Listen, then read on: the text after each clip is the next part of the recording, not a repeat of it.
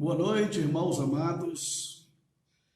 Graças a Deus que nos dá vitória por nosso Senhor Jesus Cristo, a quem tributamos toda honra, toda glória e todo louvor. Ele que é Rei dos Reis e Senhor dos Senhores. Este que habita a eternidade, mas também habita no coração do contrito e abatido de espírito. É muito bom saber que o Senhor, Ele está presente em nossa vida. Ele está aqui nesse momento comigo, nessa live. Ele está aí com você aí na sua casa, onde você estiver.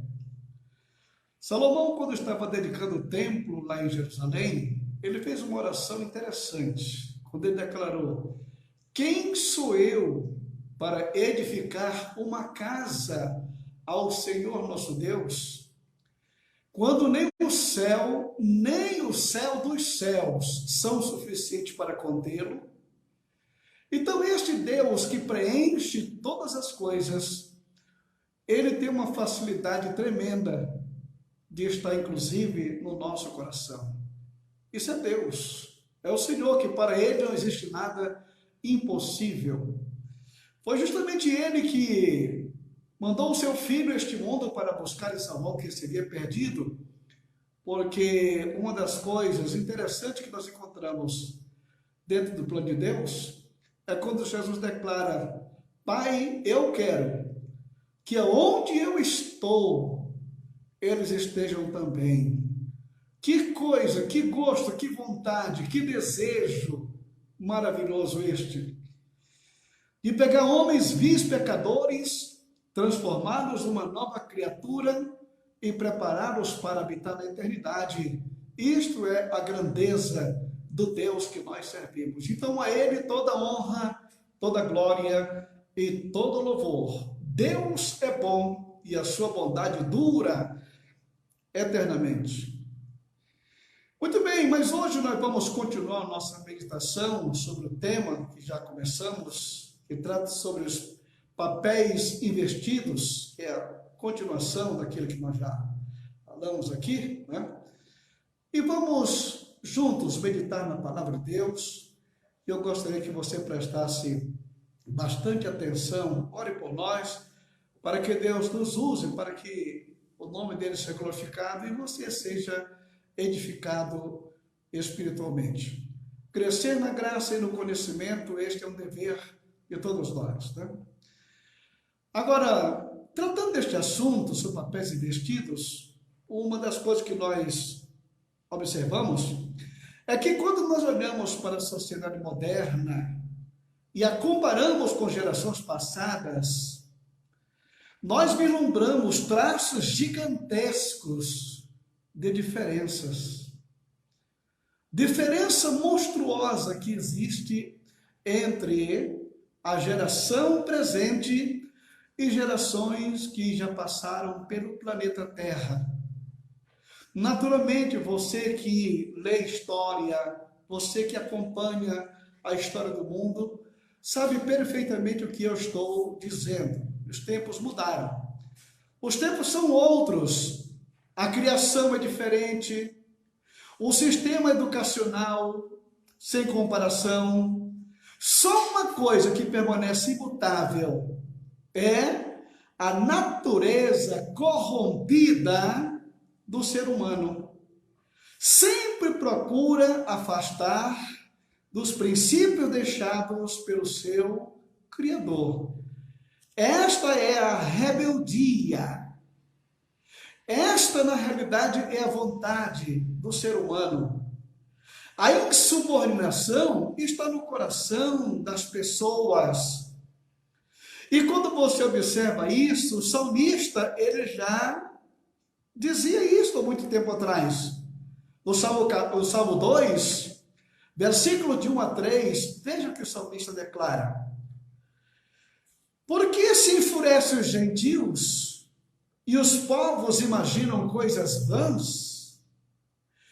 Os reis da terra se levantaram e os príncipes conspiraram contra o Senhor e contra o seu ungido, dizendo: rompamos os seus laços e sacudamos de nós as suas algemas. Esta é a concepção que o mundo tem a respeito da vontade e do desejo de Deus para com as suas criaturas. Eles chamam justamente o sistema divino, a forma de Deus orientar a humanidade, de guiar o homem pelo caminho certo. Eles chamam de laço, que Deus laçou, você é conduzido pelo laço. E dizem, sacudamos de nós as suas algemas. Eles acham que o preceito divino algema. Por quê? Porque o homem quer fazer o que bem entende. Ele quer continuar na sua imoralidade, ele quer continuar na sua perversão, ele quer continuar na sua forma rebelde de ser. Então, o Deus chega e orienta a forma de vida que o homem deve ter. Então, eles acham que isso é laço, que isso é algema. Então, vamos romper. Nós não queremos nada que venha de Deus. Nós não aceitamos orientações nenhuma que venha lá do alto. Não, nós sabemos como nos virar aqui na terra. Nós sabemos como fazer a coisa acontecer. Então, o que acontece? Rompamos de nós os seus laços e as suas algemas. Agora, o que foi que levou esse distanciamento da nossa sociedade para a sociedade de outrora? Daquele sistema patriarcal divino orientado por Deus, e hoje os padrões dos educadores modernos, hein? O que foi que levou esse distanciamento? Nós vamos ver aqui alguns motivos. A forma de educação mudou completamente. Primeiramente, a forma educacional. Você sabe que você conhece um povo pela sua cultura. A cultura é que mostra que tipo de povo é aquele que você vai lidar. Tá? Mas quando nós observamos que Deus, por exemplo, ele escolheu na face da terra um povo, esse povo ele orientou, ele educou, ele deu suas normas, suas diretrizes, justamente para servir de modelo na face da terra para as demais nações deste mundo. Este povo, naturalmente, é o povo judeu, é a nação judaica. Foi esta nação que o Senhor escolheu, não porque era uma potência mundial, não, é porque ele era o menor, para que depois ninguém dizia, Deus escolheu eles porque eles eram privilegiados. Não, era um povo pequeno, sem expressão, sem sentido, e ele foi e escolheu a nação judaica, deu a sua lei, as suas orientações, o seu padrão, viu no meio dele os seus patriarcas, os profetas, a Bíblia Sagrada, Jesus de Nazaré. Então vieram através deste povo que Deus escolheu para servir de modelo nas nações da terra. E qual era a forma de educação deste povo? Qual é a maneira que Deus orientou este povo para educar as gerações futuras? Nós podemos abrir aqui em Deuteronômio, o capítulo número 6, versículo de número 6 em diante, que declara o seguinte: e estas palavras que hoje te ordeno estarão no teu coração, e as ensinarás a teus filhos, e delas falarás assentado em tua casa, andando pelo caminho, deitando-te, levantando-te, também as atarás por sinal na tua mão, e te serão por frontais entre os teus olhos, e as escrevereis nos umbrais da tua casa, nas tuas portas. E ainda em Deuteronômio 6:24 declara: e o Senhor nos ordenou que cumpríssemos todos estes estatutos, que temêssemos ao Senhor nosso Deus para o nosso perpétuo bem, de guardar em vida todos os seus preceitos hoje. Preste atenção, eu vou ler aqui o primeiro versículo para você notar aqui logo no começo a orientação divina. Diz aqui o Senhor: estas palavras que hoje eu te ordeno, Deu para vocês entender, né? Essas palavras que hoje eu quem? Deus. Não é o doutor fulano de tal, não é o ciclano, não é o beltrano, não é o catedrático, não é o cientista, não é o filósofo, não. Aqui está Deus dizendo que essas palavras que hoje eu te ordeno, tá? Então aqui você vai encontrar um padrão divino de educação. E diz ainda, estará no teu coração e as ensinarás a teus filhos. Vou repetir esta expressão, e as ensinarás a teus filhos. Preste bem atenção a quem Deus está dando a autoridade de educar o filho, de educar a criança. Quem? Não é ninguém de fora, meu filho. Esta criança, ela tem que ser educada debaixo da orientação da palavra de Deus, mas pelos pais, pela família, que são os educadores principais que Deus tem levantado na face da terra para orientar as gerações futuras. Mais uma vez eu vou repetir, e as ensinarás a teus filhos. Este é o dever, esta é a obrigação, não é de ninguém de fora, não é daquela pessoa que estudou, que se preparou, que se preveniu, que estudou nas escolas catedráticas de filosofia, de ciência. Não, querido. O papel de educar o filho está na mão do pai, está na mão da mãe, está dentro do padrão familiar. Qualquer intromissão de fora vai deturpar os valores aqui dentro.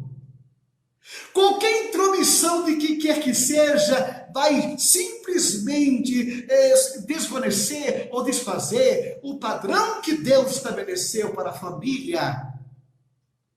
Agora imagina só, Deus te dá a capacidade para você trazer um filho ao mundo, aí depois que esse filho já está aqui no mundo, aí você vai entregar ele na mão daquele senhor, daquela senhora.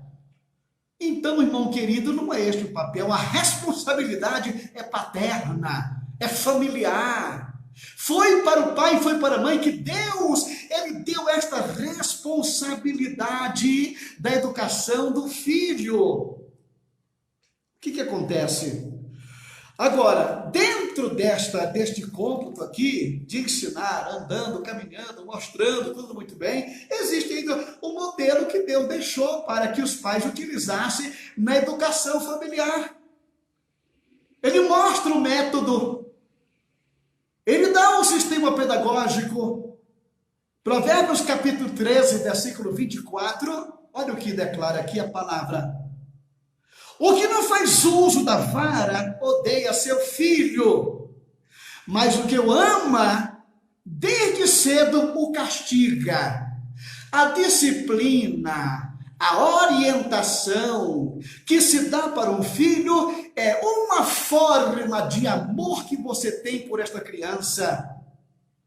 Porque se você deixar este filho sem disciplina, fazendo o que ele bem entende, o que ele quer, isto não é prova de amor, é prova de irresponsabilidade, isto sim. Então, olha o que diz ainda no capítulo 23 e 14 de Provérbios. Tu a fustigarás com vara e alivarás sua alma do inferno. Quantas crianças, quantos adolescentes, quantos jovens e quantos adultos estão hoje no inferno de uma penitenciária, de uma prisão, no submundo do crime, no vício das drogas. Por quê? Porque, como diz aqui a Bíblia, tu a fustigarás com vara e alivarás sua alma do inferno. Desse inferno é que ele vive na atualidade aqui neste mundo. Por que eles estão ali? Por que foram para aquele local? Porque tinha um pai que dizia, meu filho, eu te amo, eu deixo você fazer o que bem quer, o que você bem entende. Isto é uma forma de desamor e não de amor. Porque o pai que ama um filho não vai deixá-lo crescer de maneira irresponsável. Não, é disciplina. Ele mostra desde cedo o caminho em que deve andar. É como diz a Escritura, ensina a criança no caminho em que deve andar. Não é ensinar o velho, não é ensinar o adulto, não, é ensinar a criança. É aqui, é logo no começo, é no princípio, é no início. Ainda no capítulo 29, versículo 15, olha o que diz aqui. A vara e a repreensão dão sabedoria, mas a criança entregue a si mesma envergonha a sua mãe. Olha bem, a vara e a repreensão. Quando eu falo aqui de vara, não um pedaço de cabo de vassoura, nem um cabo de fio elétrico, não. Aqui é uma varinha de masmelo, aquele raminho insignificante, que quando você bate na perninha da criança, ela sente arder. Ela sabe que o que ela está fazendo é passível de uma disciplina. E à medida que ela sente a dor, ela imprime o que é correto no seu coração. Então a vara e a repreensão, elas dão sabedoria. Você quer um filho sábio? Quer? Você quer alguém que caminhe neste mundo de cabeça erguida? Quer? Então, vamos seguir os preceitos bíblicos. Os preceitos bíblicos. Agora, mas de repente veio o doutor fulano de tal, pessoa que não tem princípio moral, com raras exceções, pessoas que não têm uma conduta de vida e um padrão adequado, e vem e diz, não é assim que se cria filho, não é desta forma.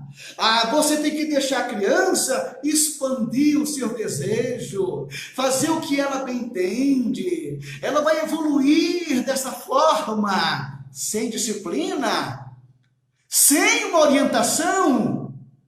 Vem esse doutor lá de fora querer colocar ordem aqui na minha casa, dizer como é que eu vou disciplinar o meu filho. Não, você não pode bater na criança. A criança, ela tem que se desenvolver automaticamente. Ela tem que crescer sabendo o que está fazendo. Tudo muito bem, mas é a Bíblia que está falando. Não retires. Ela que orienta, disciplina. Deixa vir o doutor que vier lá de fora querer mudar o padrão divino. Não aceite isso de forma nenhuma. Infelizmente, qual é o resultado? Qual é o resultado de uma geração indisciplinada? Hein? Qual é o resultado que o apóstolo São Paulo descreve? Onde é que essa geração ela vai terminar? Aonde é que vai desembocar esse formato de educação? Paulo mostra. Ele abre o coração e mostra uma fotografia da nossa geração. Na segunda carta de Timóteo, o capítulo número 3, versículos 1 a 5. Preste atenção à fotografia que o apóstolo São Paulo nos mostra da geração presente, que foi criada desta forma que os doutores lá fora estão querendo mostrar como deve se orientar. Deixa Deus de lado, rompamos os seus laços, nós não queremos nada com Deus, nós temos o nosso padrão, o resultado está aqui. Paulo declara, sabe porém isto, que nos últimos dias que nós estamos atravessando, dias que nós estamos vivendo, sobrevirão tempos trabalhosos. Porque haverá homens amantes de si mesmos, avarentos, presunçosos, soberbos, blasfemos, desobedientes aos pais e mães, ingratos, profanos, sem afeto natural, irreconciliáveis, caluniadores, incontinentes, cruéis, sem amor e sem bons costumes, traidores, obstinados, orgulhosos, mais amigo do deleite do que amigo de Deus, tendo aparência de piedade, mas negando a eficácia dela. E Paulo recomenda, destes, afasta-te. Quem foi que gerou esse tipo de geração, hein? Foi justamente esses nossos antecessores que colocaram o padrão de Deus de lado e colocaram os céus. Este é o resultado da geração que nós estamos tendo hoje, tá? Aí quando você vê a violência no mundo, a desonestidade em toda parte, homens que deveriam estar dando exemplo são os primeiros a agir de maneira desonesta, desleal, desorganizada. Quando você olha para as prisões, quando você olha para hospitais superlotados, sucateado, dinheiro que era para tratar desse assunto são canalizados para onde? Esta é a geração que Paulo descreve. Este é o habitante aqui do século de número 21.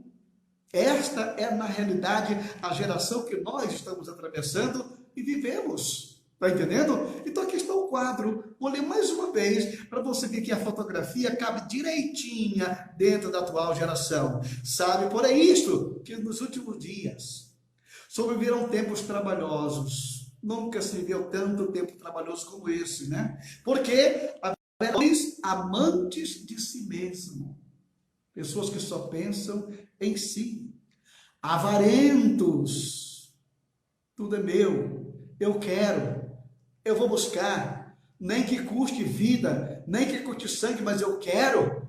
Aqui está a avareza. Leva a este ponto. Presunçosos. Soberbos. Blasfemos. Desobedientes a pais e mães. É o que nós estamos vendo hoje. Filhos que não obedecem mais seus pais, porque os educadores tiraram a vara da mão dos pais e colocaram na mão deles um revólver, um baseado de maconha, outra coisa qualquer. Ingratos, profanos, sem afeto natural, irreconciliáveis, caluniadores, incontinentes, cruéis, sem amor para com os bons. Traidores, obstinados, orgulhosos, mais amigos do deleite do que amigo de Deus, tendo aparência de piedade, mas enganando, negando a eficácia dela. Desses, afasta-te. Infelizmente, é o mundo que nós estamos atravessando, né? Agora, mas o que nos fez chegar a este ponto? Mais uma vez, nós temos aqui nós temos que essa é justamente a inversão desses valores proporcionada pela pedagogia moderna, tirando das mãos dos pais e ministros do evangelho o direito de educar os seus filhos, que passam a ser educados por professores sem princípios familiares ou mesmo sem o temor a Deus. Tiraram a educação, principalmente a familiar e a religiosa, e colocaram na mão de pessoas que não têm o temor a Deus. A responsabilidade do educador em sala de aula é lecionar matemática, geografia, história, ciência, etc, e etc. Agora deixe a educação familiar por conta dos pais, a religiosa por conta da igreja e a secular, coloque na mão dos pedagogos. Não vamos misturar as coisas, porque no final o resultado é catastrófico. Uma geração sem princípios ou com princípios errados quer ensinar o que aos nossos filhos? O que eles querem ensinar? O resultado está aí. 2 Timóteo, capítulo 3, de 1 a 5. Essa geração que você viu aí, tá? Mas tem mais um ponto aqui que eu quero que você preste atenção aqui agora. É a troca dos papéis na família. Este é um outro grande problema que nós encontramos em nosso século. No livro de Provérbios 29, versículo 15, declara o seguinte, olha só, a vara e a repreensão dão sabedoria, mas a criança entregue a si mesma é a vergonha da sua mãe. Você está entendendo? Vou repetir. Provérbios 29, 15. A vara e a repreensão dão sabedoria, Mas a criança entregue a si mesma é a vergonha da sua mãe. O papel primordial da mulher está sendo trocado. Você vai verificar aqui qual é a missão primordial da mulher, tá? Mas antes, eu quero dizer para você uma coisa. Olha, a mão que balança o berço, ela balança o mundo. Você sabia disso? A mão que balança o berço, balança o mundo. Por quê? Porque dentro daquele bercinho que está sendo balanceado pela sua mãe, você não sabe o que está ali naquele berço. Ali você pode ter um futuro embaixador, um futuro presidente, um futuro monarca, você pode ter um futuro executivo, você pode ter um futuro mestre, você pode ter um futuro catedrático, mas você pode ter naquele berço também um chefe de quadrilha, um delinquente, um criminoso. Isto vai muito depender da maneira como você está balançando esse berço. Você sabia que todo grande homem ilustre do mundo um dia teve o seu berço balançado por uma mulher, por uma mãe? Foi do seio materno que ele sugou os primeiros nutrientes. Foi ela que colocou as primeiras colheradinhas na sua boca e lhe ensinou a balbuciar as primeiras palavras. Foi ela que segurou nas mãos dele para dar o primeiro passo na vida. Foi ela que pegou na mão e levou na escolinha. E dali para frente as coisas começaram a se desenvolver. Então veja bem que o papel primordial da mulher está sendo trocado. Verifiquemos aqui Tito, capítulo 2, o versículo de 1 a 5 declara o seguinte: tu, porém, fala o que convém à sã doutrina, a doutrina santa. Os velhos que sejam sóbrios, graves, prudentes, sãos da fé, no amor e na paciência.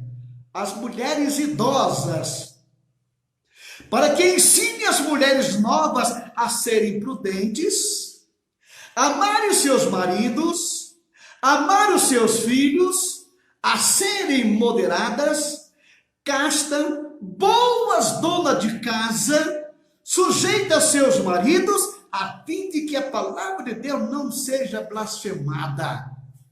Aqui está o papel primordial de uma mulher. Ela pode até fazer outra coisa, ajudar o marido daqui, acolá, tudo muito bem, pode perfeitamente, mas o seu papel principal é justamente de dona de casa e principalmente como educadora. Sabe por que Provérbio diz que o menino entrega a si mesmo de ser a vergonha da mãe? É porque 80% do tempo que uma criança tem é ao lado da sua mãe. É a mãe que orienta, é a mãe que ensina, é a mãe que educa, é a mãe que leva, é a mãe que aponta o caminho lá na frente. E se esta relegar isto a um segundo plano, o que é que ela pode esperar? O que eu estou mostrando aqui para você, irmã, é o padrão divino. Mas na realidade, hoje, muitas mulheres saem de casa para estudar, se educar, trabalhar, tudo muito bem, ganhar dinheiro lá fora, ótimo. Mulheres executivas, mulheres empresárias, mulheres políticas, mulheres isso. E os filhos? E os filhos? Hein? E os filhos? Perdeu o cheiro da família, o padrão é totalmente diferente, a situação vai ficando difícil. Quando quiser voltar atrás, é tarde.